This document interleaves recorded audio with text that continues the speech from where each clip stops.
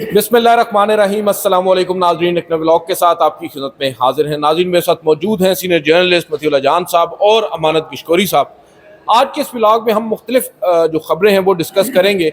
सबसे पहले हम बात करेंगे इमरान खान साहब की सेहत के हवाले से बड़े दावे किए जा रहे हैं, और आफ्ताब इकबाल साहब जो कि आप कह सकते हैं कि इस दौर में उनको भी काफ़ी सख्तियाँ सहना पड़ी, और पाकिस्तान तहरीक इंसाफ के लिए वो भी काफ़ी नरम गोशा रखते हैं, बैरून मुल्क इस वक्त मुकीम हैं। उन्होंने जब ये खबर दी तो उस खबर की क्या अहमियत हो सकती है उसके ऊपर हम बात करेंगे। इसके अलावा जनाब जस्टिस याह्या अफरीदी साहब ने जो 26वीं आईनी तरमीम है उससे मुतल्लिक कुछ मिनट्स ऑफ द मीटिंग्स जो पहले हो चुकी हैं वो जारी किए हैं। उसका मकसद क्या हो सकता है, और क्या जस्टिस याह्या अफरीदी साहब ने कोई मिसकंडक्ट किया है, क्या उनके खिलाफ सुप्रीम जुडिशल काउंसिल में भी रेफरेंस आ सकता है इस बुनियाद पर। इस हवाले से भी बात करेंगे, और भी कुछ चीज़ें हैं जो हम डिस्कस करेंगे।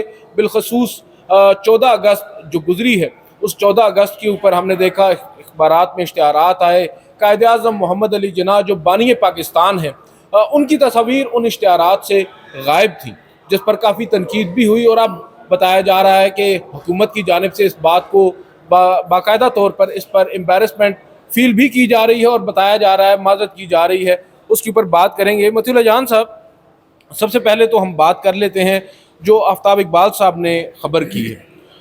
आप इस खबर को कैसे देखते हैं, क्योंकि अभी रिसेंटली तकरीबन 8 या 9 दिन पहले हमने इसी जगह पर खड़े होकर एक व्लॉग किया था, और आपने उसमें बड़ी अहम बात की थी कि इमरान खान को दीगर जो उनके सियासी हरीफ हैं उनसे कौन सी ऐसी चीज़ है जो मुख्तलिफ बनाती है, मुनफरिद बनाती है। और वो आपने बात की थी उनकी एक शेयर विल है, और दूसरी जानिब जो उनकी एक सेहत है जिस पर वो कंप्रोमाइज़ नहीं कर रहे।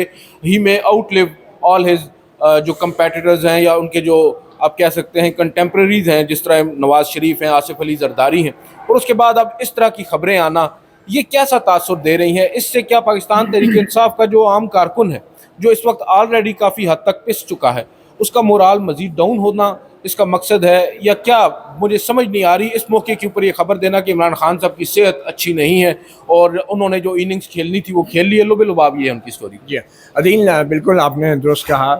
उस वक्त जो बात हुई थी वो ये थी कि इमरान खान की जो पॉलिटिकल स्ट्रेटजी है उसमें सबसे अहम एलिमेंट जो है वो उनकी अपनी फ़िज़िकल फ़िटनेस का भी है, और जिस तरीके से वो अपनी फ़िज़िकल फ़िटनेस को जेल में होते हुए भी तरजीह दे रहे हैं, उससे तो ये लगता है कि उनके लिए सबसे अहम जो सियासी हिकमत अमली है वो यही है कि अपने आप को इतना फ़िट रखें कि कम से कम वो नवाज़ शरीफ और आसिफ जरदारी साहब से पहले जो है इस दुनिया से ना जाएं।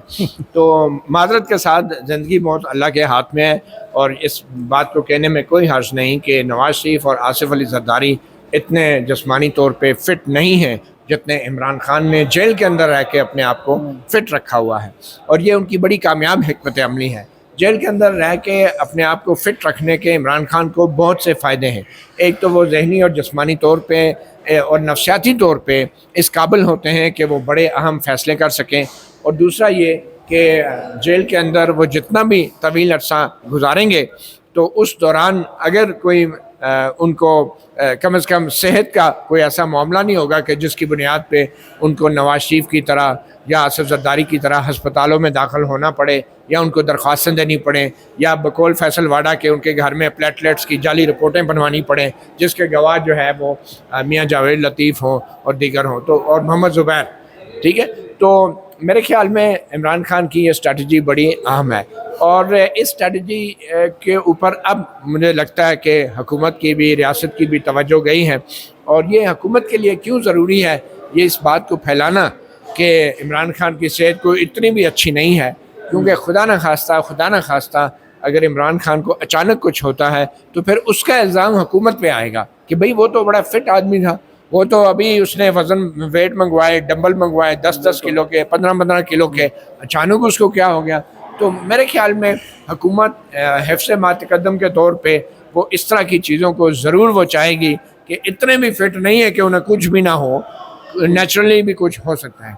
अब जो बात आफ्ताब इकबाल ने की है वो उनका ऑडियंस जो है वो एक PTI का मेजॉरिटी ऑडियंस है, उनके ज़रिए अब वो बाहर बैठे हैं, उनको ये ख़बर किस तरह पहुँचाई गई, क्यों दी गई।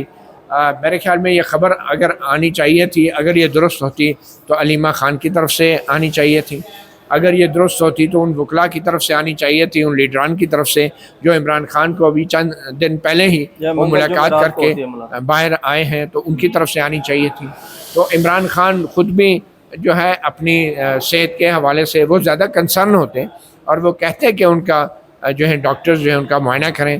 اور اب ہمیں میرے خیال میں اس حوالے سے حکومت کی وضاحت بھی ضروری ہو گئی ہے، اور خود عمران خان کی طرف سے بھی، اور ہم نے یہ دیکھنا ہے کہ آخری بار جو میڈیکل بورڈ ہوا یا جو بھی ڈاکٹر نے ان کا طبی معائنہ کیا ان کی کیا رپورٹس ہیں۔ تو مجھے تو یہی لگ رہا ہے کہ جو عمران خان کی اسٹریٹجی ہے اس میں درار ڈالنے کے لیے بھی اور یہ تاثر کریٹ کرنے کے لیے بھی کہ وہ اتنے بھی فٹ نہیں ہے کہ پی ٹی آئی کے کارکن جو ہیں بس وہ ویٹ اینڈ سی کرتے رہیں، انہیں جو بھی ہے ایک ڈیسیژن لینا بڑا ضروری ہے، اور وہ ڈیسیژن جو ہے کمپرومائز کی شکل میں ہونا چاہیے۔ اور جب تک یہ خبریں باہر رہیں گی کہ عمران خان بہت فٹ ہیں جسمانی طور پہ، ذہنی طور پہ، نفسیاتی طور پہ، تو اس وقت تک عمران خان کمپرومائز بھی نہیں کریں گے۔ تو یہ کارکنوں کے اوپر بھی ایک پریشر ڈالنے والی بات ہے، اور میں سمجھتا ہوں سیاست قائدین کے اوپر بھی پریشر ڈالنے والی بات ہے کہ بھائی آپ جو ہے عمران خان کی فٹنس پہ انحصار نہ کریں، جو کمپرومائزز کرنی ہے انہیں جلد از جلد کر لیں۔ اور اس میں ایک چیز بڑی امپورٹنٹ ہے جو بات بار بار دہرائی جا رہی ہے، جو میں نے سنا ہے تھوڑا سا کلپ جو میرے سامنے آیا ہے، کہ جو اننگز تھی وہ کھیل چکے ہیں، جو مارکا انہوں نے سر کرنا تھا عمران خان صاحب نے وہ کر لیا ہے، یعنی عوام میں شعور دینا یا جو ایک سٹینڈ لینا تھا تاریخ میں ایسا کبھی نہیں کسی نے لیا، انہوں نے وہ کر دیا ہے۔ اب اس کے بعد شاید ان کے پاس وہ آپشن نہیں ہے، یا دوبارہ وہ شاید اقتدار میں نہ آ سکیں، یہ شاید مطمئن نظر ہے ان کا جو بات کر رہے ہیں وہ، اور اس وجہ سے ہی کنونسنگ ایک ان کی چیز جو ہے نا وہ اپنی طرف سے کوشش کر رہے ہیں۔ یہ جو آپ بات کر رہے ہیں نا کہ جو مارکا انہوں نے مارنا تھا مار لیا ہے، یہ وہ جیسے بچوں کو نہیں کہتے کہ بیٹا آپ نے جو کرنا تھا کر لیا ہے، اب پیچھے ہٹ جاؤ۔ تو یہ ایک قسم کی پی ٹی آئی کی قیادت کو، کارکنوں کو، اور بلکہ عمران خان کو بھی یہ پیغام دیا جا رہا ہے کہ بس ٹھیک ہے نا یار، بہت ہو گیا، اب تھوڑا سا کچھ لچک دکھا دیں۔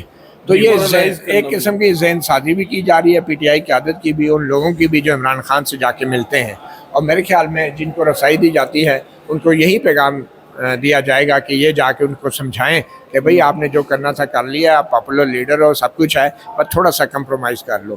تو یہ چیزیں اب ماحول اور فضا تیار کی جا رہی ہے اس کمپرومائز کے لیے۔ اچھا، دوسری جانب امانت گشکوری صاحب، گزشتہ روز ایک بڑی اہم خبر سامنے آئی ہے، اچانک سے پاپ اپ ہوئی ہے، گو کہ بات ہے 2024 کی، جب 26ویں آئینی ترمیم آئی تھی، غالباً 26 اکتوبر کو آئی تھی، اور اس کے بعد مختلف درخواستیں اس کو چیلنج کرنے کے لیے دائر کی گئیں سپریم کورٹ آف پاکستان میں، اور ایک بہت بڑی کنٹروورسی قاضی فائزی صاحب سے پہلے آ گئی تھی 26 ہاں 26 انہوں نے تو اس پہ عمل درآمد بھی کر دیا۔ بالکل، قاضی فائزی صاحب 26 کو گئے تھے، 25 کو گئے تھے، 21 کو یہ ترمیم، 21 کو ترمیم آئی، 25 کو قاضی صاحب گئے، اور پھر درخواستیں آئیں۔ جب درخواستیں آ گئیں، متعدد درخواستیں آئی تھیں، ان کو سماعت کے لیے مقرر ہونا تھا۔ اس وقت پھر جسٹس منصور علی شاہ اور جسٹس منیب اختر اور جسٹس یحییٰ آفریدی اس 3 رکنی کمیٹی کا حصہ تھے، اور یہ سب بڑی امپورٹنٹ چیز ہے کہ وہ جو پریکٹس اینڈ پروسیجر کمیٹی تھی اس کو ریکنسٹیٹیوٹ کیا تھا یحییٰ آفریدی صاحب نے، جو ان کا دوسرا بڑا فیصلہ تھا حلف اٹھانے کے فوراً بعد۔ پہلا تو انہوں نے فل کورٹ میٹنگ بلائی تھی ایڈمنسٹریٹو سائٹ پر، دوسرا یہ تھا کہ انہوں نے جسٹس منیب اختر کو اس کمیٹی میں دوبارہ شامل کر لیا تھا، جسٹس امین الدین خان کو نکال باہر کر۔ اب ہوا یہ کہ اس 3 رکنی کمیٹی نے اجلاس بلایا، یحییٰ آفریدی صاحب اجلاس میں نہیں گئے، جسٹس منصور اور جسٹس منیب نے ان کو انسسٹ کیا، مگر وہ اجلاس میں انہوں نے اجلاس بلانے سے گریز کیا۔ پھر نتیجتاً کیونکہ رولز اجازت دیتے ہیں، 2 ججز صاحبان نے خود اجلاس بلا کر جو 26ویں آئینی ترمیم کے خلاف درخواستیں انہیں مقرر کر دیا۔ اب یہاں پر ایک بڑا امپورٹنٹ پہلو ہے، ہم اس کے اوپر پہلے بھی بات کر چکے ہیں، جو خط گزشتہ روز جسٹس یحییٰ آفریدی صاحب کا آیا ہے، اس خط کو آپ کیسے دیکھتے ہیں؟ جو خط انہوں نے لکھا تھا اس وقت 31 تاریخ کو ہی، جب یہ 2 ججز صاحبان انسسٹ کر رہے تھے کہ مقرر کریں درخواستیں، آپ اس خط کو کیسے دیکھتے ہیں؟ اس کے بعد آگے چلتے ہیں۔ بالکل ایسا ہی ہے، اور جیسے آپ نے بات کی 31 اکتوبر کو یہ اجلاس اور تفصیل جو جاری کی گئی ہے 31 اکتوبر سے لے کے مئی 2025 تک کی 1 سال کی یہ تفصیلات جاری کی گئی ہیں کہ اس میں میٹنگ منٹس ہیں، اس کے اندر کمیٹیوں میں کیا ہوتا رہا، اور یحییٰ صاحب نے یہ وضاحت دی ہے کہ میرے دفتر کو کیا خط لکھے گئے اور میں نے جواب کیا دیا تھا۔ تو اس ٹائم انہوں نے یہ چیز پبلک نہیں کی، لیکن اب یہ پبلک کیے گئے ہیں، اور اس میں انہوں نے کہا کہ جی جو کمیٹی نے فیصلہ کیا تھا، تو میں پھر ججز کے پاس چلا گیا، میں نے کہا ابھی کیا ہونا چاہیے، تو 13 ججز تھے اس وقت، تو ان میں سے 9 ججز نے یہ کہا کہ یہ آئینی معاملہ ہے۔ 16 تھے، 13 سے 13 ان کے علاوہ تھے، بالکل 3 یہ کمیٹی میں حصے تھے، باقی جو 13 رہ گئے تھے۔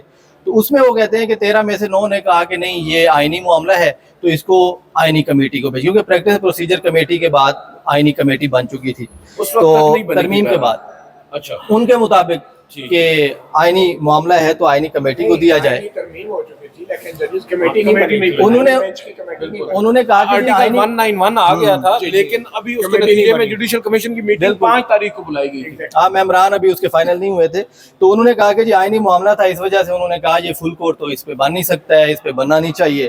تو جو ججز کمیٹی کا فیصلہ ہے اس پہ تو انہوں نے نہیں کہا کہ اس فیصلے کا کیا بنا، انہوں نے کہا جی ہم نے 9 ججز نے جب کہہ دیا تو ہم نے کہا ٹھیک ہے. اب وہ ججز نے کیسے کہا، کہاں پہ میٹنگ ہوئی، یہ بھی انہوں نے اس کے اندر اپنے لیٹر میں نہیں لکھا، لیکن یہ لکھا ہے کہ جیسے منصور اور جیسے منیب اختر نے اس کے بعد خطوط لکھے اور انہوں نے کہا کہ جی کمیٹی کا فیصلہ تھا تو آپ کیسے واپس لے سکتے تھے. تو انہوں نے یحییٰ صاحب نے اپنے لیٹر میں یہ لکھا ہے کہ میں نے پھر ان کو جواب دیا، میں نے کہا کہ بھائی کمیٹی نے جو فیصلہ کیا تھا تو وہ ریگولر کمیٹی بن چکی تھی، تو اب آئینی معاملہ سامنے آ گیا تھا تو اس وجہ سے تمام ججز کی رائے کو میں نے مقدم رکھا. میں نے کہا کہ جی بیجا تنقید نہیں ہوگی اس سے، کہ پہلے بھی سپریم کورٹ پہ تنقید ہوتی ہے. افریدی نے اپنے لیٹر میں یہ نہیں کہا کہ آئینی بینچ کی کمیٹی بن چکی تھی. نہیں کمیٹی نہیں ہوگی، آئینی معاملہ ہے، اب آئینی کمیٹی اس کو دیکھے گی. آئینی بینچ بنے گا. بالکل اور آئینی بینچ اس کو، کیونکہ وہ کہہ رہے ہیں کہ 9 بینچ ججز نے جب کہہ دیا کہ آئینی معاملہ ہے تو ہم نے کہا کہ بھئی اب آئینی بینچ اس کو دیکھے گا. یہاں پر بڑا امپورٹنٹ ایک سوال آتا ہے متی بھائی، امانت گشکوری نے بڑی زبردست یہاں پر بات کی کہ جسٹس قاضی یحییٰ افریدی صاحب یہ کہتے ہیں کہ بھلے ہی جسٹس یحییٰ افریدی صاحب یہ کہتے ہیں، دیکھیے وہ تو ہماری محبت ہے نا، وہ کہتے ہیں کہ بھائی اب کیونکہ آئین تبدیل ہو چکا ہے اور میں کیسے آئین کی خلاف ورزی کرتے ہوئے ایک ریگولر کمیٹی کا فیصلہ مانوں. آپ کو نہیں لگتا کہ اس وقت تک نہ تو آئینی بینچز کی کمیٹی بنی تھی، نہ جوڈیشل کمیشن کی میٹنگ ہوئی تھی، نہ آئینی بینچ بنا تھا؟ اس وقت جو ان 2 ججز صاحبان کا آرڈر تھا وہ ایڈمنسٹریٹو سائٹ پر ایک بڑا ویلڈ آرڈر تھا اور جسٹس یحییٰ افریدی صاحب کے اوپر وہ اس فیصلے پر عمل درآمد لازم تھا. اب اگر انہوں نے اس فیصلے پر عمل درآمد نہیں کیا، ایک سبورجن، انہوں نے بجائے اس کے کہ جو آرڈر ہے اس کے مطابق فل کورٹ میں ان آئینی درخواستوں کو سماعت کے لیے مقرر کرتے، چلے وہ نہ بھی کرتے، کم از کم ایڈمنسٹریٹو سائٹ پر ہی فل کورٹ میٹنگ بلا کر یہ مدعا ان کے سامنے رکھ دیتے تو شاید یہ سبورجن وہاں پر نہ ہوتی. کیا ضرورت پیش آئی انہیں کہ 9 ججز جب ان کے پاس ہیں، اکثریت ان کے پاس ہے بقول ان کے، پھر بھی انہوں نے پرسنل لیول پر جا کر ان ججز صاحبان سے پوچھا بجائے اس کے کہ وہ پبلکلی پوچھتے، اور پھر جو وجہ وہ بتاتے ہیں کہ میں نہیں چاہتا تھا کہ عدلیہ کو بیجا تنقید کا نشانہ بنایا جائے، عدلیہ کے اوپر بحث و مباحثے ہوں. کیا آپ سمجھتے ہیں کہ اگر فل کورٹ میٹنگ بلائی جاتی تو عدلیہ پر اس طرح بحث مباحثے تنقید ہوتی جس طرح اب ہو رہی ہے، ایک ڈھکے چھپے انداز میں جس طرح انہوں نے رائے لی ہے دیگر ججز سے؟ دیکھیں، پہلی بات تو یہ ہے کہ 2 باتیں کی گئی ہیں. ایک تو جو جسٹس منصور علی شاہ اور جسٹس منیب اختر نے بطور ججز کمیٹی جو آرڈر جاری کیا تھا کہ فل کورٹ بنایا جائے، اس کے 2 پہلو تھے. وہ آرڈر تھا کہ فل کورٹ، اوپن کورٹ میں تمام ججز بیٹھ کے 26ویں آئینی ترمیم کی درخواستیں سنیں، اور دوسرا یہ خطوط کے ذریعے ان دونوں ججز نے کہا تھا جوڈیشل کمیشن کو کہ ایڈمنسٹریٹو سائڈ پہ بھی فل کورٹ میں بیٹھ کے اس معاملے کو ڈسکس کر لیا جائے. اب 2 راستے دیے تھے جسٹس منصور علی شاہ اور جسٹس منیب اختر نے، بڑے واضح 2 راستے دیے تھے. جسٹس یحییٰ افریدی کے خط سے یہ لگتا ہے کہ وہ یہ کہہ رہے ہیں کہ میں 26ویں آئینی ترمیم کے بعد جو آئین کی شکل تھی میں اس آئین کے برخلاف نہیں جا سکتا تھا. یعنی کہ وہ آئین کے خلاف نہیں جا سکتے تھے مگر وہ قانون کے خلاف، پریکٹس اینڈ پروسیجر ایکٹ کے خلاف جا سکتے تھے. انہوں نے آئین اور قانون کو 2 پلڑوں میں رکھا. لیکن یہ فیصلہ جو ہے، یہ ترازو جو 2 پلڑوں کا ہے، یہ اٹھانے کا اختیار کیا ایک فرد واحد چیف جسٹس کے پاس تھا، یا یہ اختیار اس فل کورٹ کے پاس تھا کہ جس کو ججز کمیٹی نے بنانے کا حکم دیا تھا؟ اب یہ چیز دیکھنے والی ہے، اور اسی لیے شاید چیف جسٹس یحییٰ افریدی اپنے دلائل پہ انہیں اتنا اعتماد نہیں تھا، ان کو اتنا یقین نہیں تھا جو انہوں نے خط میں لکھا تھا، اور اسی لیے 10 مہینے تک انہوں نے وہ خط چھپا کے رکھا. کم از کم انہوں نے پبلک نہیں کیا چیف جسٹس نے، اور جب انہوں نے نہیں کیا تو جو خط جن ججز کو لکھا گیا تھا انہوں نے بھی نہیں کیا. انہوں نے ایک قسم کا نہ صرف یہ کہ ججز کمیٹی کے فیصلے کو وائلیٹ کیا بلکہ اس کو سبورٹ کیا، ایک سازش کی، اور بجائے اس کے کہ تمام ججز کو یا کھلی عدالت میں بٹھا کے 26ویں آئینی ترمیم کے خلاف درخواستیں سامنے رکھتے، یا اندر چائے کے کپ کے اوپر سارے ججز کو ایڈمنسٹریٹو سائٹ پہ فل کورٹ بٹھا کے مشاورت کرتے ہیں، انہوں نے ان دونوں فورمز کو ججز کو اکٹھا اس لیے نہیں کیا کہ اگر یہ اکٹھے ہو جاتے ججز چاہے کمرہ عدالت میں چاہے چائے کی پیالی پہ تو شاید کچھ ججز جو ہیں باقی ججز کی اکثریت کو راغب کر لیتے ہیں کہ بھائی یہ فل کورٹ کے سامنے معاملہ جانا چاہیے. یہ آئینی ترمیم ہے. بالکل اس آئینی ترمیم کو اسی ترمیم کے ذریعے مینوپولیٹ نہیں کیا جا سکتا. اس آئینی ترمیم کو پرانے آئین کے ذریعے جائزہ لیا جانا ہے تو وہ راغب کر لیتے. تو اس لیے انہوں نے نہ تو کھلی عدالت میں بلایا نہ ہی ایڈمنسٹریٹو سائٹ پہ بلایا. اور جب وجوہات خط میں سامنے آئی ہیں اب سمجھ آتا ہے کہ 10 مہینے تک انہوں نے چھپا کے کیوں رکھا اور ان 9 ججوں کو بھی دھوکے میں رکھا. ان 9 ججوں کو بھی یہ تاثر دیا کہ ہم ججز کمیٹی کے آرڈر کے مطابق آپ سے رضامندی لے رہے ہیں, آپ فل کورٹ میں بیٹھنا چاہیں گے یا نہیں. اب یہ دیکھیے یہ مختلف بات ہے. ایک ہے کہ بھائی ججز کمیٹی کا آرڈر ہے کہ فل کورٹ ہو, ایک ہے کہ آپ بینچ بنا رہے ہیں. اب جو بینچ ججز کمیٹی نے بنا دیا تھا فل کورٹ, جو اس کا اختیار تھا قانون کے تحت, اس اختیار کو سیٹ اسائڈ کر کے چیف جسٹس نے از خود انفرادی طور پہ ججوں سے پوچھنا شروع کیا کہ آپ بینچ پہ بیٹھنا چاہتے ہیں کہ نہیں. انہیں یہ نہیں بتا رہے کہ بھائی فل کورٹ ہے. تو انفرادی طور پہ ججز سے پوچھنے کا مطلب تو یہی ہے نا کہ یا افریدی صاحب اگر پوچھ رہے ہیں اکیلے کر کے, جیسے پولیس نہیں تھانے میں اکیلے ایک ملزمان کو لے جا کے لتر مارتی ہے اور اکیلے پوچھتی ہے, وہ ججز بیچارے بھی گھبرا گئے کہ یا افریدی کو اگر میں نے کہا میں فل کورٹ میں بیٹھنا چاہوں گا تو پتہ نہیں کس کو رپورٹ ہو جائے اور میرے ساتھ کیا ہو جو اسلام آباد ہائی کورٹ کے ججز کے ساتھ ہوا ہے. تو انڈیویجولی 9 ججوں کو دھوکہ دیا گیا, وہ بظاہر ان کو دباؤ میں لایا گیا اور ان سے پوچھا گیا. انہوں نے کہا نہیں ہم فل کورٹ میں نہیں بیٹھتے, ہم تو جی وہ 26ویں جو بنے گی تو بیٹھیں گے. یعنی تاثر یہ دیا گیا کہ 9 ججز نہیں بیٹھنا چاہتے, حالانکہ ججز کمیٹی کے فیصلے کے مطابق ان سب کو یا تو کمرہ عدالت میں بٹھانا چاہیے تھا یا پھر ایڈمنسٹریٹو سائٹ پہ بٹھا کے ان سے مشاورت کی جاتی, اور وہ اس لیے نہیں کی گئی. اور یہی وجہ تھی کہ یہ جو ججز یہ جو خط میں وجوہات لکھی ہیں یہ اتنی مزہ خیز ہیں کہ ان کو فوری طور پہ پبلک بھی نہیں کر سکے چیف جسٹس, اور ان 9 ججوں نے تو کرنا نہیں تھا. اور باقی 4 ججز جو ہیں آپ یہ دیکھیں کہ وہ کہہ رہے ہیں کہ 9 ججز نے کہا نہیں بیٹھنا اور 4 ججز نے اور باقی 2 ججز, یعنی 9 اور 6 تو ٹوٹل تھے نا.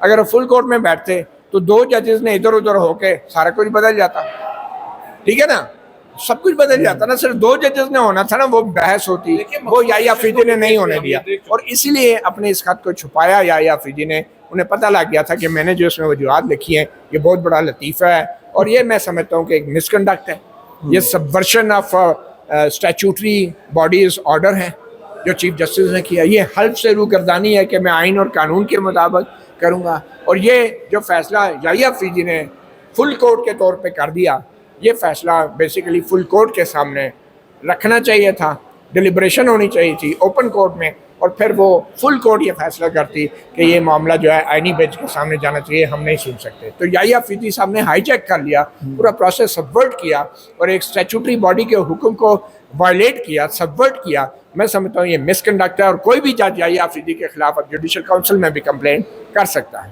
وہ الگ بات ہے اس پہ کیا ہوگا کیا نہیں ہوگا, لیکن یہ امپورٹنٹ چیز ہے کہ سپریم کورٹ آف پاکستان کے اندر جو چیف جسٹس آف پاکستان ہیں ان کی جانب سے ایک خط لکھا جاتا ہے اور وہ خط تقریباً 1 سال تک بالکل ہی ایک سائڈ پر ایک ڈرار میں پڑا رہتا ہے اور اچانک سے پاپ اپ ہوتا ہے اس وقت جب 26ویں آئینی ترمیم کے بعد اب اگلا فیز آنے جا رہا ہے 27ویں آئینی ترمیم کا. چیزیں ریکارڈ پہ ویسے بھی آنی ہے, ریکارڈ پہ ویسے بھی جب مقدمہ 26ویں آئینی ترمیم سمجھ آ گیا نا کہ انہوں نے وہ خط چھپایا کیوں, کیونکہ وہ لکھنے کے بعد انہیں بھی سمجھ آ گئی کہ مجھ سے بہت بڑی غلطی ہو گئی ہے اور یہ وائلیشن ہے ایک لافل آرڈر کی جو ججز کمیٹی کی. لیکن آپ نے اس میں ایک بات کی ہے کہ ان 9 ججز صاحبان کو بھی شاید دھوکے میں رکھا گیا ہے. اب کیا وہ 9 ججز صاحبان جو ہیں اگر انہیں یہ معلوم ہو گیا تھا بعد ازاں کہ بھائی ہمارے ساتھ گیم ہو گئی ہے تو وہ کیوں نہیں پبلکلی آتے سامنے, وہ کیوں نہیں بتاتے, وہ کیوں خط نہیں ان کی جانب سے سامنے آتا؟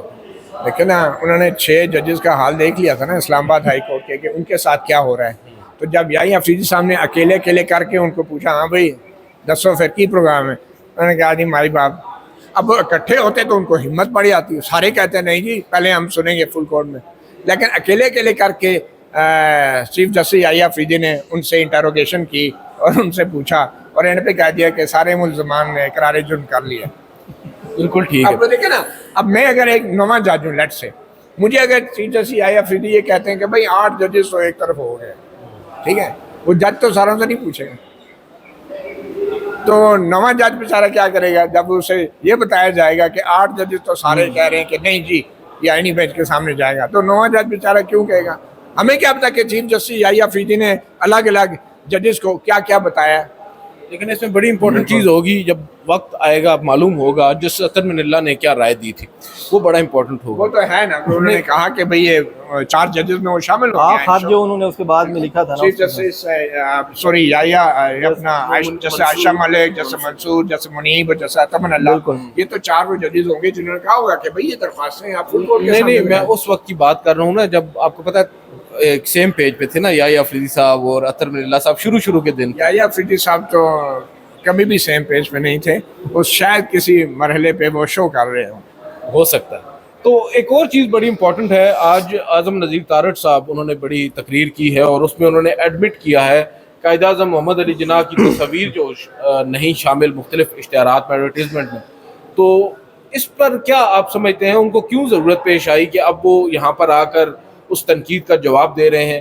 یہ ڈیلیبریٹ تھا یا ایک آپ کہہ سکتے ہیں غلطی تھی جو ایڈمٹ کر رہے ہیں؟ نہیں دیکھیں، جو معافی مانگی جاتی ہے تو غلطی پر ہی معافی مانگتے ہیں، اور جان بوجھ کر یہ غلطی کی گئی ہے. تو غلطی جان بوجھ کر انہوں نے، وہ کیا ہے کہ 14 اگست کے جو پروگرام ہے جس طرح ان کو کیا جاتا ہے تو وہ پورا ہی آپ نے اس کا جو نظریہ تھا، نظریہ پاکستان ہے یا ایک روح تھی کہ 14 اگست کس طرح آپ نے منانا ہے، وہ تقریبات جب ہوتی ہیں تو ہمارے جن لوگوں نے، جن خاندانوں نے یہ قربانیاں دیں، جو سیاستدان ہیں جو، ان کو میرے خیال میں ٹی وی پہ کوئی 4 منٹ 5 منٹ بھی نہ دکھایا جاتا ہو. وہ مکمل ایک بدل چکا ہے طریقہ نا کہ 14 اگست آپ کس طرح مناتے ہو. تو اس کو اب جو تھا آپ مارکہ حق منایا گیا. زیادہ جو تقریبات ہوئی ہیں وہ بھارت کے ساتھ جو کشیدگی ہوئی، نیچرلی بھی تو ہوتا ہے. کیوں متی بھائی کہ آپ نے ابھی ریسنٹلی ایک مارکا جیتا بھی ہے اور اس میں تو کوئی ڈاؤٹ نہیں ہے، انڈیا کو آپ نے ناکو چنے چبوائے ہیں. تو آپ 14 اگست کی دن آپ انڈیا کو بھی بتا رہے ہیں کہ بھائی ہم کامیابی منا رہے ہیں. انڈیا کو آپ نے بتایا، لیکن 14 اگست کو ہوا کیا تھا آپ نے وہ بھی بتانا ہے، اپنی نئی نسل کو بھی بتانا ہے. اور آپ قائد اعظم کی تصویر اگر نہیں لگا رہے، اور شوق ہماری وزیر اعلیٰ صاحبہ ہیں تو وہ تو پنڈی میں آپ دیکھیں، پنجاب کے مختلف شہروں میں جا کے دیکھیں، وہاں پہ جو سبزی بیچتے ہیں لوگ، وہاں پر تصاویر لگی ہوتی ہیں ان کی.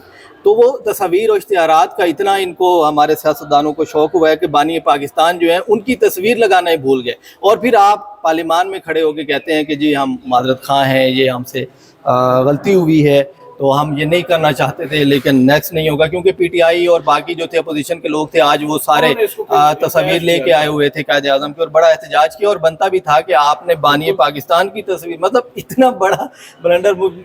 یہ ویسے کیا کہیں اس پہ گورنمنٹ، بہت واقعی بلنڈر تو بہت بڑا بھی ہے اور حیران کن بھی ہے کہ قائد اعظم محمد علی جناح جنہیں ہم بانی کہتے ہیں اور کیا کچھ نہیں کہتے، ان کی تصاویر ہی ہم نہ لگائیں اور ان کو بالکل ہی بھلا کر ہم معذرت بھی کریں. معذرت تو چلیں بعد میں کر رہے ہیں نا. اگر یہ احتجاج نہ ہوتا تو شاید معذرت بھی نہ آتی. تو آپ اس کو کس انداز سے دیکھتے ہیں؟ دیکھیے میرے خیال میں بانی پاکستان کی تصویر تو وہ ان کی جو عزت ہے، ان کا جو وقار ہے، جو ان کے تاریخی کارنامہ ہے، وہ کسی سرکار کے، اور وہ بھی ایسی سرکار کے اشتہار کے مرہون منت نہیں ہے. ٹھیک ہے نا، ان کا نام لوگوں کے دلوں میں ہے، 25 کروڑ عوام کے دلوں میں ہے. تو سچی بات پوچھیں تو ہماری جیبوں میں بھی رہتا ہے. تو یہ جو کرنسی نوٹ پہ بانی پاکستان کی تصویر ہے، اسی کرنسی نوٹ کے بس جو کہ عوام کی جیب سے نکالا گیا ہے، یہ اشتہار چھاپے جاتے ہیں. بالکل. تو سوال تو یہ پیدا ہوتا ہے کہ بھائی اگر یہ مارکہ حق جو جیتا گیا ہے، یہ کیا کہ کوئی افراد نے جیتا ہے؟ کیا انہوں نے مفت جا کے کوئی افغان جہاد لڑا تھا جا کے، ٹھیک ہے، جنت میں جانے کے لیے؟ یہ تنخواہ دار لوگ ہیں، یہ تنخواہ دار حکومت ہے، تنخواہ دار وزراء ہیں.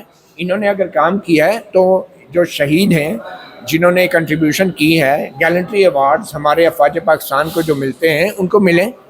لیکن آپ نے ان شہیدوں کو جو ایوارڈ دیا ہے، اس ایوارڈ کی بھی تصدیق کی ہے آپ نے. عطا تارڑ کو، اعظم نذیر تارڑ کو، اٹارنی جنرل کو، انہوں نے کیا کیا ہے مارکہ حق میں؟ تنخواہ دار ملازم ہے یہ. جنہوں نے جانوں کی قربانی دی ہے وہ تو سمجھ آتی ہے، یا جنہوں نے ایک اصلی عملی طور پہ جنگ میں حصہ لیا ہے وہ تو سمجھ آتا ہے، ان کو آپ نے گیلنٹری ایوارڈ دیے.